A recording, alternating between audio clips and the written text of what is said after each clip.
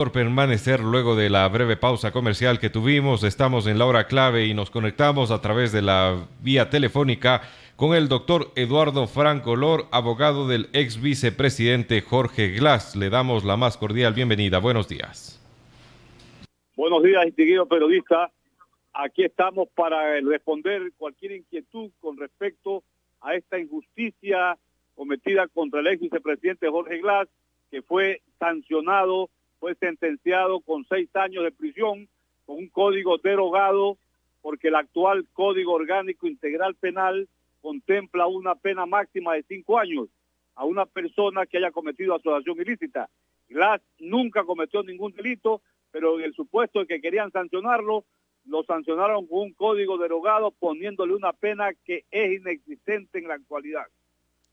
Doctor, gracias por esa introducción. Vale la pena comentarles a nuestros amigos oyentes que días atrás usted, en la defensa técnica del ex vicepresidente, habría presentado el recurso de casación, comúnmente conocido como un recurso de tercera instancia. ¿En qué se fundamentó esta solicitud de este recurso para revisar la sentencia de segunda instancia?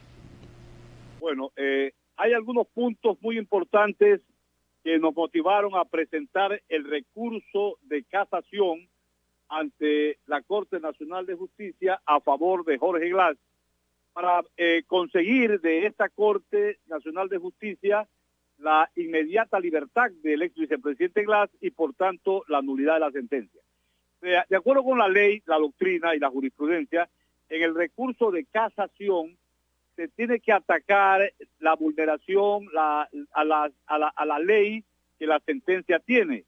Y hemos encontrado algunos puntos que violan la ley, el Código Orgánico Integral Penal, en la sentencia emitida por la sala de apelaciones que presentamos, que fue expedida en una sentencia del 30 de julio del presente año. Uno de los parámetros fundamentales que hemos presentado en el recurso de casación, de los muchos que hemos presentado, es que la sala volvió a confirmar la sentencia dictada el 13 de diciembre en base al artículo 369 y 370 del Código Penal anterior, que es el delito de asociación ilícita con 6 años de prisión. Pero resulta que desde el año 2014 está en vigencia en el Ecuador el Código Orgánico Integral Penal. ¿Y qué dice el propio artículo 370 del COI? Que el delito de asociación ilícita, ¿no?, se sanciona con máximo 5 años de prisión, siempre y cuando la asociación haya perpetrado delitos menores de 5 años. Entonces, de acuerdo con el artículo 16, numeral 2 del COI, ¿no?, opera el principio de favorabilidad. ¿Qué es esto del principio de favorabilidad? Este principio significa de que cuando una ley penal futura, ¿no?, beneficia al reo, esa ley es la que tiene que imperar. Porque hay un principio también importante, que es el principio de la irretroactividad de la ley penal.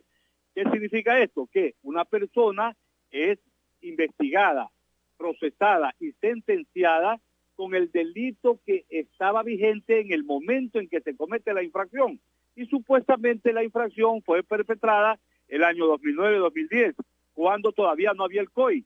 Pero a ese principio, que es un principio universal del derecho penal y del derecho procesal penal, se opone este principio que cuando una ley futura beneficia al reo, aunque sea futura, esa ley se retrotrae y entonces se aplica. Eso está en el artículo 16, numeral 2 del COI.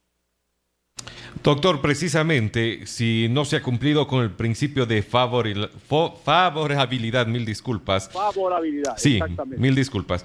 ¿Qué cabe en este caso que la sala de casación dicte?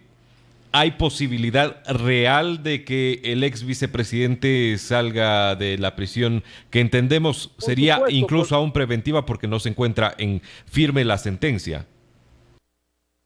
Jorge Glass, de acuerdo con el derecho procesal ecuatoriano, es inocente porque justamente esta malhadada sentencia del 13 de diciembre del 2017 no está en firme, no está ejecutoriada, hay estos recursos, y aparte del principio de favorabilidad que ha sido vulnerado por la sentencia, también es importante recalcarle que acuérdense que ordenaron el pago de cerca de 33 millones de dólares, cuando la ley dice, y ahí está otra vulneración de la ley, dice que cuando se dicta sentencia y se emite el pago por alguna reparación, tiene que obrar prueba de que hubo el daño, y eso nunca existió justamente en la audiencia de probatoria, de juzgamiento, cuando ocurrió esto en la Corte Nacional de Justicia.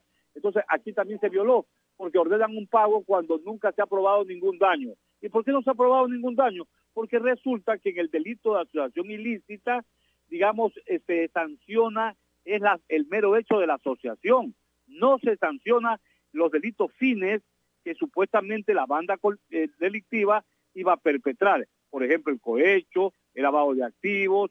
Esos delitos ni siquiera han sido investigados, peor, procesados, ni siquiera sentenciados. En cada delito tendrá que demostrarse el daño que ha ocasionado. Entonces, esto también vulnera y hace factible que el Tribunal de Casación pueda, digamos, anular esa sentencia, porque además, y este es otro aspecto, no obraron pruebas algunas determinantes, ni testimoniales, ni documentales, ni periciales en contra de Jorge Glass. Vea, la perito traductora de la información de la Asistencia Penal Internacional de Estados Unidos, Marlene Carrera, ¿qué dijo? Dijo muy claramente, y consta en autos, que el nombre de Jorge Glass ni siquiera aparece en esa experticia de la Asistencia Penal Internacional de Estados Unidos. Esto es, nosotros creemos que Jorge Glass es un detenido político. Todo esto se armó en una conjura para que él pierda la vicepresidencia del Ecuador. Porque mire, si le aplicaban el principio de favorabilidad, él hubiera salido, pues le hubieran puesto 5 años. Entonces, con 5 años nosotros hubiéramos presentado la suspensión condicional de la ejecución de la pena y no hubiera salido en libertad. Porque, de acuerdo con la ley, los delitos de menos de 5 años merecen la suspensión de la pena cuando no hay otros delitos que tenga el sentenciado. Y Jorge Glass no ha tenido ningún otro delito, no está sentenciado en otro delito, y él no hubiera perdido la vicepresidencia. Eso fue todo, el afán político perverso de la partidocracia del gobierno de Lenín Moreno de arrebatarle arbitraria e inconstitucionalmente la vicepresidencia de la República, y montaron todo este linchamiento mediático, toda esta información, construyeron poco a poco un estado de opinión de que Glass era un sinvergüenza, de que Glass era un ladrón. Eso es todo. Doctor, pero en los tiempos que se llevó a cabo precisamente todo el proceso judicial que llevó consigo a la detención del ex vicepresidente, se hablaba de que este también estaría involucrado en casos que hoy se están investigando, como es el de Caminosca. ¿Qué hay sobre este tema? ¿Ha existido avances en la investigación? ¿Usted conoce? Es una conjura de la Fiscalía con el gobierno y con el doctor Trujillo, presidente de la comisión de transitoria, porque son los enemigos políticos de los líderes de la Revolución Ciudadana. Todo le inventan a Rafael Correa y a Jorge Glass. Y eso es inadmisible, señor periodista, porque vivimos un régimen de derecho donde tiene que respetarse la presunción de inocencia. ¿Qué otras investigaciones se están llevando a cabo en contra del ex vicepresidente por estas fechas? Nosotros ayer recibimos una información de que se ha aperturado por delincuencia organizada una investigación contra Rafael Correa, contra todo el gobierno de Correa, el vicepresidente Glass, contra el fiscal, contra el procurador del Estado. Esto es una conjura terrible presentada en la denuncia por Montúfar. César Montúfar es una persona que quiere notoriedad, busca sensacionalismo político en base a cuestiones políticas, porque él quiere ser candidato a alcalde de Quito, y ya el mismo partido, creo, ya lo hasta desestimó. Entonces él busca protagonismo, y la prensa y la fiscalía, digamos, se presta, la gran prensa comercial y la fiscalía se prestan para esta patraña. ¿Cuál es la diferencia entre delincuencia organizada versus la asociación ilícita? Mire, en los delitos de asociación ilícita, en el actual Código Orgánico Integral Penal, las personas que intervienen, que se asocian ilegítimamente para ocasionar daños, dolo, y quieren cometer delitos menores de 5 años, es el delito de asociación ilícita. Cuando la banda delictiva, de manera dolosa, hacen una planificación para cometer delitos mayores de 5 años, por ejemplo, asesinato, una lavado de activos, etcétera, a eso se llama ahora, se inventó el delito de delincuencia organizada. Ese delito no existía antes en el Código Penal del año 1938, que estuvo vigente hasta el año 2014. No había ese delito. Y por eso es que en la sentencia de Jorge Glass compararon el delito de asociación ilícita del Código Penal con el del delito de delincuencia organizada que actualmente está en vigencia, cuando en esa época ni siquiera era delito. Por eso es la barbaridad de esa sentencia, que merece ser cassada y nulitada, porque mire, la prisión preventiva de Jorge Glass del 2 de abril, del 2 de octubre del 2017, dijeron que Jorge Glass iba a escapar, se iba a fugar, cuando el vicepresidente tenía guardia policial, la propia custodia militar. Todo eso lo inventaron, lo fraguaron para meterlo preso y no lo sentenciaron supuestamente. Era un delito de asociación ilícita, debió aplicársele el principio de favorabilidad y ponerle 5 años. Pero no le pusieron 5 años, ¿por qué? Porque la misma ley dice que si hay 5 años de sentencia, él hubiera recuperado su libertad y no hubiera perdido la vicepresidencia. Esperaron que siga preso hasta el mes de enero y la Asamblea, de manera absurda, inconstitucional, dijeron, está preso, entonces ahí perdió la vicepresidencia. Eso fue todo. Ellos querían, esto fue una conjura de Lenín Moreno, de Trujillo, de toda la partidocracia nefasta, derechista del país, que está en una conjura contra los líderes auténticos de la Revolución Ciudadana, Rafael Correa y Jorge Glass.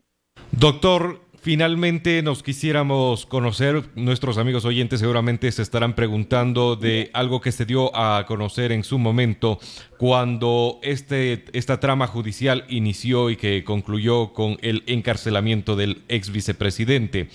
Él anunciaba que iba a tomar medidas legales contra su tío Ricardo Rivera, precisamente porque él aducía que si existía algún tipo de vínculo, no era directo, sino por lo contrario, a través de este familiar.